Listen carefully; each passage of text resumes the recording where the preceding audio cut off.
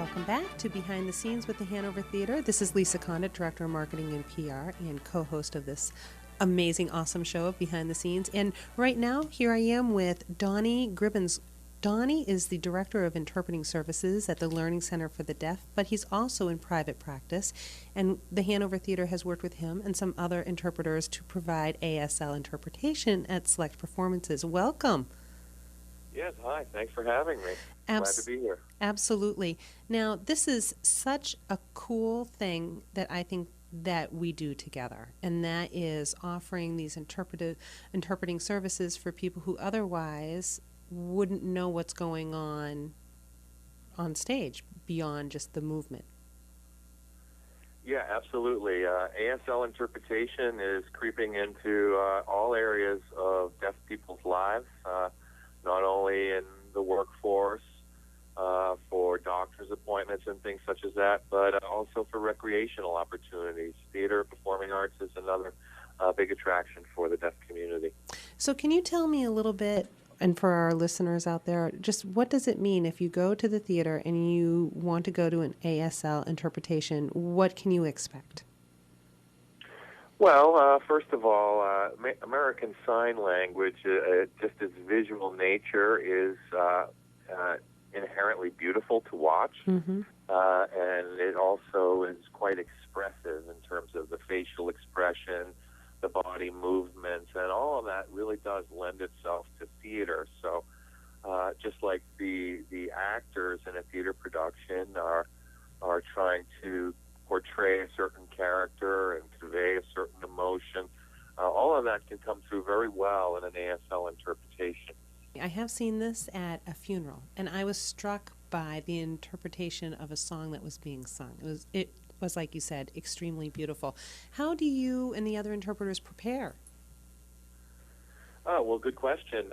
Depending on the show and our familiarity with the show, I'll be interpreting Christmas Carol this Friday, and I've since seen the show twice beforehand. So there was a dress rehearsal last week, and then a private showing this past Friday. So I now have two run-throughs of live Christmas Carol under my belt and getting ready for this Friday. I think that'll only help make it better. But I've been in possession of the script for over 2 months.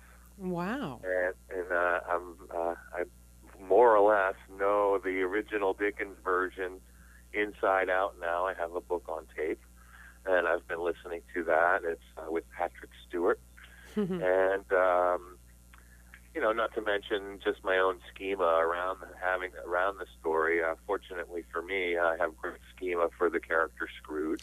So let me ask you this. We have an ASL interpretation performance coming up for West Side Story, and that's going to be on Friday, December 28th at 8 p.m.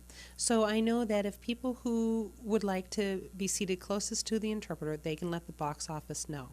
The interpreter who's going to be interpreting for that performance, how do they prepare? Because we don't have the luxury of being able to invite that interpreter to, as you were able to do, a run-through. They're not going to be able to see the rehearsals. They're not going to have that much advance notice.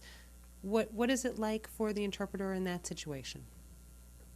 Well, if and whenever possible, the Hanover Theater has agreed to allow us to attend a show with a complimentary ticket. So if there were any opportunities before the opening night of the ASL interpretation, I would expect those interpreters to at least attend one of the shows and see a live performance.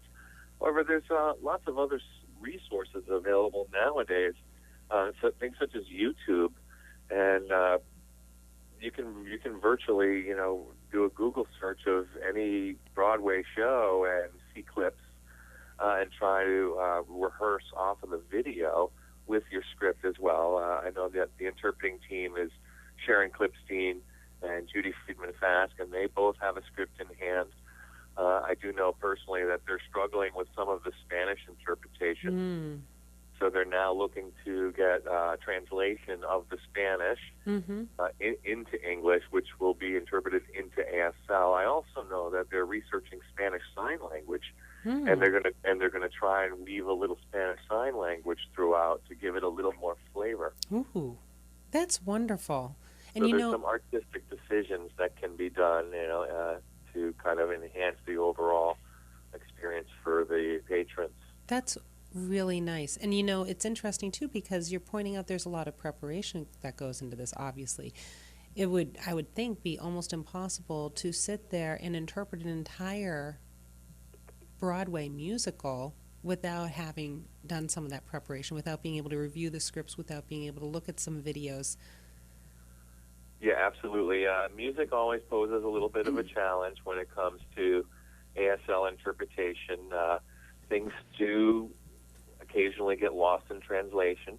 We want to do our best to come up with an equivalency in another language. And for a great number of people in the deaf community, music is something that's inaccessible. So we need to try and come up with the deaf equivalent to what is music, and that would be visual performing arts. It really is beautiful.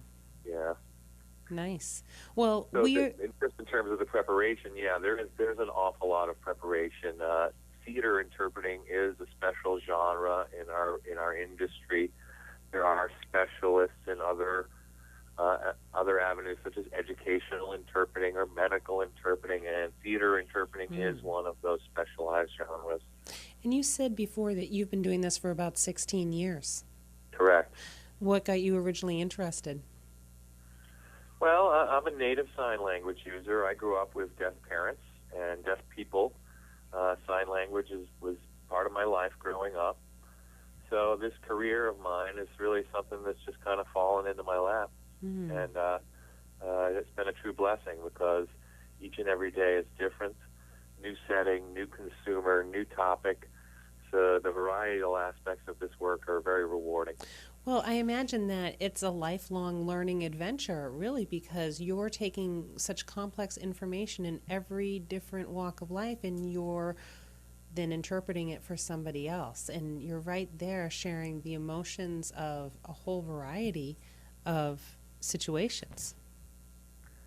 Oh, absolutely. And, in the deaf community, the title of sign language interpreter is really a title that's bestowed upon you by the community. I'm involved in a lot of intimate information that is private to people's lives, and they want to rest assured that that information is going to be entrusted in a person who's professional and a person who's accurate, a person who's culturally sensitive, and a member of the deaf community, as opposed to a stranger from the outside.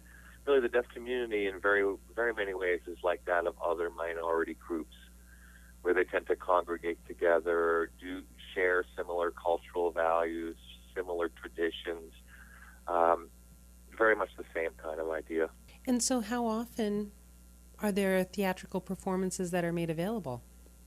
Well, in the Worcester area, this is a relatively new phenomenon with the theater. The Hanover Theater has made a commitment to having at least one of each of their Broadway shows interpreted. I know that there is a whole slate of scheduled performances from here until the spring. There will be West Side Story and then American Idiot. That should be interesting. Yeah.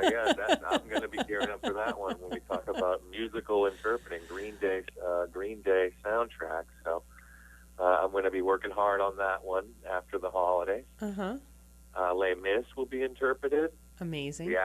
The Addams Family, the Beatles' Reign. Yep. And I think I was missing another one, but they're also available upon request. If there's a special request, you can certainly contact the box office and find out about availability. That's right. And I think the key is a lot of people don't know that this is available to them. We are just starting the service, so I'm really glad you've been able to come on the air and tell us a little bit about the process and the availability and a little bit more about yourself, because I think that it's all very interesting. Anything you'd like to share with people before we go?